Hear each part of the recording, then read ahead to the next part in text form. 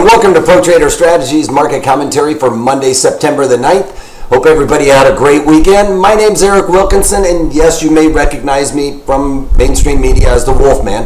What I'm here to do is teach you how to implement option strategies. Yes, anybody can teach you how to build an option strategy, but I'm here to teach you how to implement those strategies to increase your probabilities of success. One thing I got to go over though is please remember past performance of any trading system or methodology is not necessarily indicative of future results. All right, let's get on with some economic data. Usually being a Monday, we don't get very good economic data here in the United States, but across the pond, we did see some economic data come out.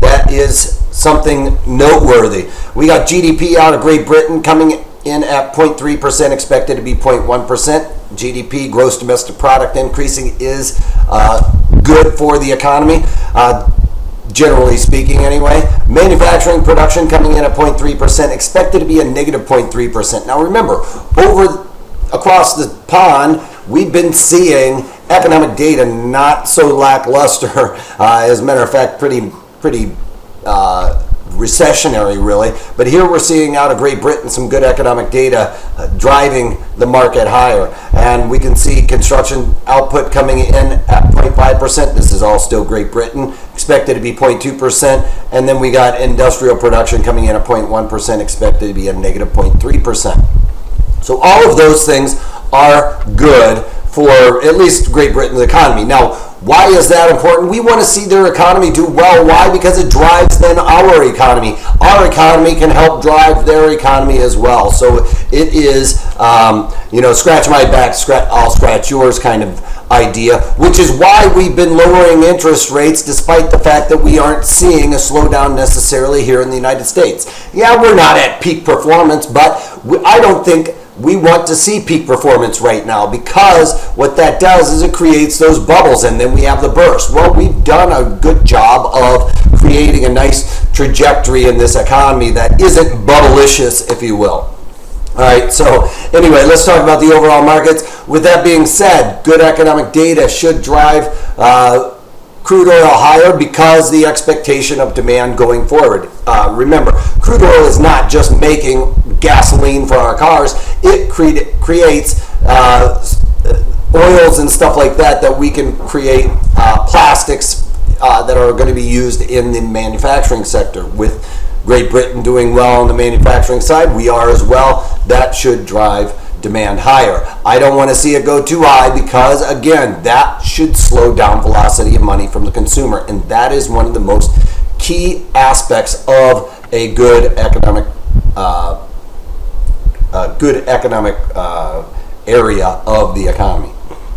All right, gold's coming back off a little bit. It looks today to me like it is we're putting risk on across the board. Sector rotation, things of that nature. I'll talk about that once we get to the stocks and stuff. But gold coming off, bonds are coming off, and we've got the equities moving higher. You can see the VIX pretty much unchanged, but a lot of that has to do with, usually we see when the equities are moving higher, we see the VIX come off a little bit as people are going in and buying stocks and things of that nature. Well, we've got the Dow Jones moving higher here by about 60 points. We've got the NASDAQ up 4 points, close to unchanged. A lot of these are feeling very unchanged really, because inside of this E-mini S&P, for example, there are a ton of stocks. Some of those are doing very well today and some of them aren't doing so well. And a lot of that, like I said, has to do with this sector rotation that we're starting to see.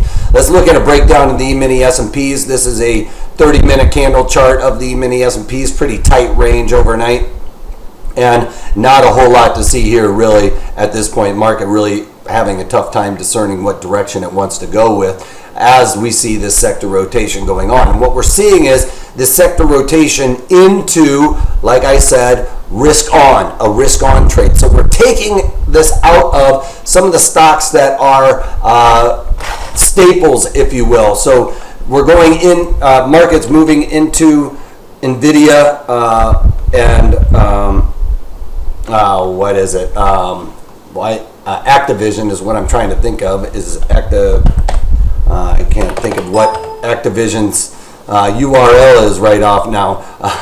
I'm doing a brain cramp right now. Anyway, but we're seeing it come out of things like the staples, the Johnson & Johnson, sorry about the loud noise, Johnson & Johnson, you can see is down, Clorox, bleach is down, across the board there you can see. Now, it's not due to Clorox, bleach doing worse than anybody else or any of that. What we're seeing is that it is moving into things like Twitter.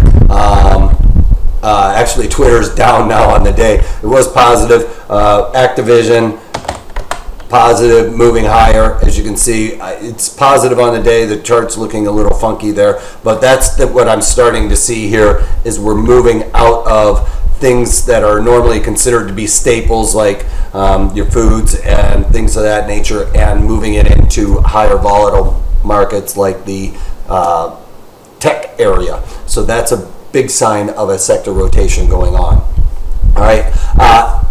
Outside of that, I haven't added anything to my portfolio. I'm kind of letting this play out to see which direction we're going to go in all of this stuff. I might start adding a few things, but I feel like I've kind of missed this section or this sector with some of the staple products getting beat up already. You know, we could even look at Procter & Gamble, for instance, as another one, and they are coming off on the day as well. So we're seeing this move out of some of these staples and into the more risk, which is considered to be tech. All right, so keep your eye on that stuff today. That's about all I got for you so far. We're going to have to redo Thursday's webinar. I'm going to have to do that this week. We had a problem with the taping of that, so if you missed that or are looking for that to be sent out in an email, I've got to reshoot that probably today and try and get that out to you guys. All right, so we're going to be doing that.